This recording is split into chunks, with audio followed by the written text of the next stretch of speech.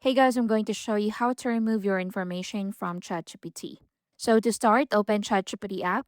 Next, sign into your ChatGPT account. Then tap the two-line menu in the top left corner. Next, go to the bottom until you see the gear icon. Click on that to go to settings. So once you're on settings, so you have a lot of information in here. So you need to scroll down and under app settings, look for data controls.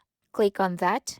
Once you're on data controls, so look for delete all chats. Scroll down, then tap delete all chats. So it says here all your chats or conversations will be removed from your history and it cannot be undone. So click confirm to confirm the action. So once it's checked, that means Hey guys, quick one before we continue. My team and I publish step-by-step tutorials on useful software, apps, and tools to help you get things done every single day. And so if you're finding these videos useful, I would really appreciate if you hit that subscribe button and give this video a like. And of course, so that you'll never miss out when we release more tutorials just like this one. Now, let's continue. the conversation was removed or your information was removed. So go back and that's it. So that's how you can remove information from ChatGPT. Thank you for watching.